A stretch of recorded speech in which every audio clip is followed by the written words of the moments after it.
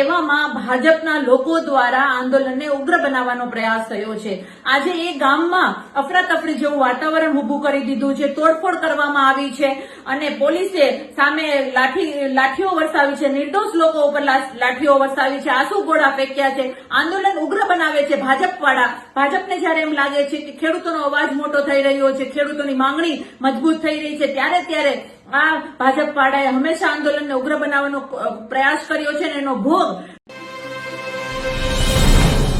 જય હિન્દ। બોટાદના હળવદ ગામમાં કિસાન પંચાયત ચાલી રહી હતી। આ આંદોલન શાંતિપૂર્વક રીતે ગાંધી ચિંધ્યા માર્ગે ચાલી રહ્યું હતું।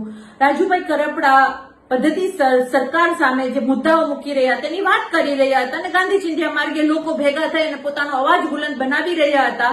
એવામાં ભાજપના લોકો દ્વારા આંદોલનને ઉગ્ર બનાવવાનો પ્રયાસ થયો છે। આજે એ ગામમાં અફરાતફરી જેવું વાતાવરણ ઉભું કરી દીધું છે, તોડફોડ કરવામાં આવી છે અને પોલીસે સામે લાઠીઓ વરસાવી છે, નિર્દોષ લોકો ઉપર લાઠીઓ વરસાવી છે, આંસુ ગોળા ફેંક્યા છે। આંદોલન ઉગ્ર બનાવે છે ભાજપને જ્યારે એમ લાગે છે કે ખેડૂતોનો અવાજ મોટો થઈ રહ્યો છે, ખેડૂતોની માંગણી મજબૂત થઈ રહી છે, ત્યારે આ ભાજપ વાળાએ હંમેશા આંદોલનને ઉગ્ર બનાવવાનો પ્રયાસ કર્યો છે અને એનો ભોગ નિર્દોષ લોકો બને છે। પોલીસ નિર્દોષ લોકોને પકડીને જેલમાં પૂરે છે, નિર્દોષ લોકો પર લાઠીઓ વરસાવે છે। એટલે ખાસ ગુજરાતની જનતાને કહું છું, ખેડૂતોને કહું છું કે આપણે શાંતિપૂર્વક રીતે આપણા આંદોલનને લોકશાહી રીતે આપણે ચાલુ રાખીશું અને આવા ષડયંત્રનો ભોગ ના બનો એના માટે તમે ખુદ તકેદાર રહેજો, સાવધાન રહેજો।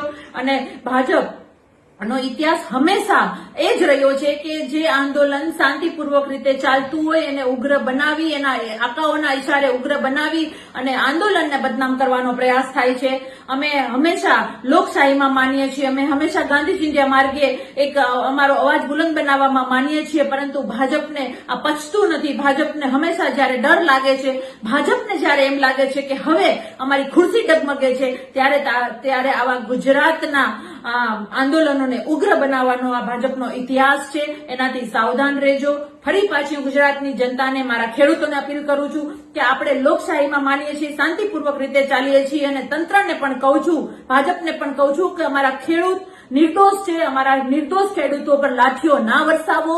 જે આવારા તત્વો છે, જે ગુંડા તત્વો છે, ભાજપના ઇશારા ઉપર જ મોકલવામાં આવે છે। આ ગુંડા તત્વોને ગોતો, અમારા નિર્દોષ લોકો ઉપર લાઠીઓ ના વરસાવો, એટલી હું તમને વિનંતી કરું છું। જય હિન્દ, જય ભારત।